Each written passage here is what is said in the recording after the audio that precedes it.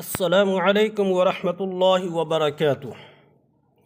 محترم سامعین کرام، آج میں آپ حضرات کے سامنے موسیٰ علیہ السلام کے متعلق بیان کروں گا۔ اس سے پہلے آپ سے گزارش ہے کہ اس چینل کو سبسکرائب کرتے چلیں اور لائک کمنٹ کریں۔ میرے محترم، حضرت موسیٰ علیہ السلام اللہ تعالیٰ کے بہت بڑے رسول گزرے ہیں۔ آپ پر توریت شریف نازل ہوئی۔ ان کی قوم، جنہیں اس وقت یہودی کہا جاتا ہے، انہیں بنی اسرائیل کی ہدایت اور نجات کا کام آپ کے سپرد ہوا۔ قرآن پاک میں آپ کا بار بار ذکر آتا ہے، اس لیے اس قصے کو کھول کر بیان کرنا چاہتے ہیں۔ میرے محترم، حضرت ابراہیم علیہ السلام کے دو بیٹے بہت مشہور ہوئے ہیں، حضرت اسماعیل علیہ السلام اور حضرت اسحاق علیہ السلام۔ حضرت اسماعیل علیہ السلام مکہ مکرمہ میں ٹھہرے، جہاں حضرت ابراہیم علیہ السلام ان کی والدہ کے ساتھ چھوڑ آئے تھے۔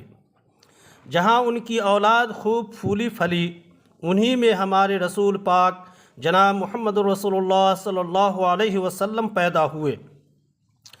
ان کے بیٹے حضرت یعقوب علیہ السلام تھے، جن کا دوسرا نام اسرائیل یعنی اللہ کا بندہ تھا۔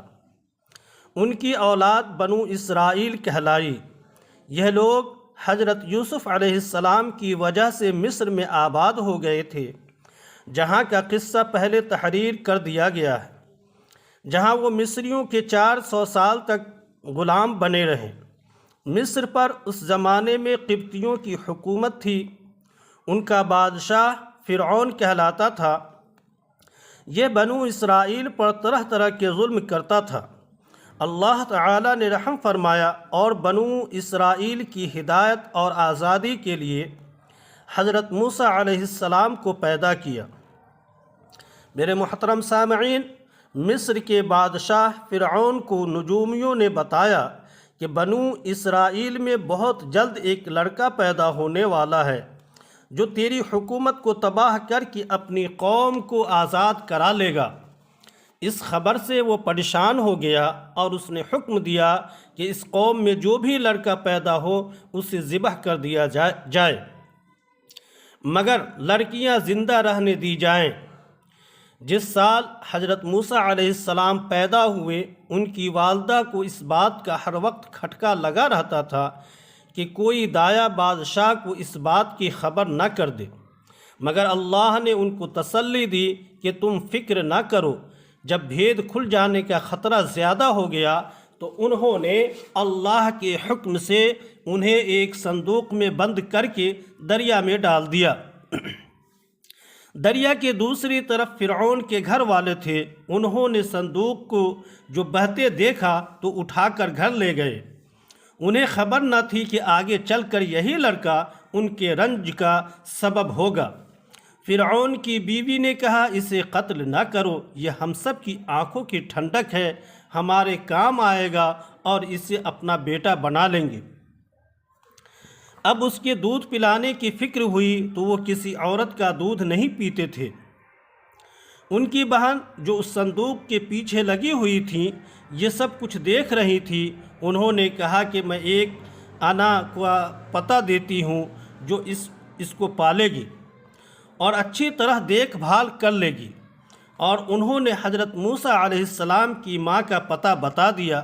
اس طرح موسیٰ علیہ السلام اپنی ماں کے پاس پہنچ گئے۔ اللہ تعالی حضرت موسیٰ علیہ السلام کو اپنی قوم کے دشمن فرعون کے گھر میں پرورش کرتے رہے، یہاں تک کہ جوان ہو گئے۔ ایک روز کا قصہ ہے کہ وہ صبح سویرے شہر آئے۔ اس وقت سب کے سب آرام سے سو رہے تھے۔ انہوں نے اپنی قوم کے ایک آدمی کو دیکھا جسے قبطی مار رہا تھا، کیونکہ وہ اسے بیگار میں کام لینا چاہتا تھا اور وہ انکار کر رہا تھا۔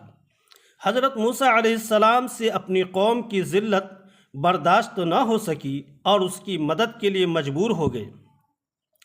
انہوں نے اس کے گھونسا مارا کہ اس کی جان نکل گئی۔ اس کا مرنا تھا کہ حکومت میں کھلبلی مچ گئی۔ بنو اسرائیل کے ایک شخص نے ہماری قوم کے آدمی کو مار ڈالا، چنانچہ حکم دیا گیا کہ قتل کرنے والے کو مار دیا جائے، مگر حضرت موسیٰ علیہ السلام کو وقت پر خبر مل گئی اور وہ مدین کی طرف چلے گئے جو حضرت شعیب علیہ السلام کا شہر تھا۔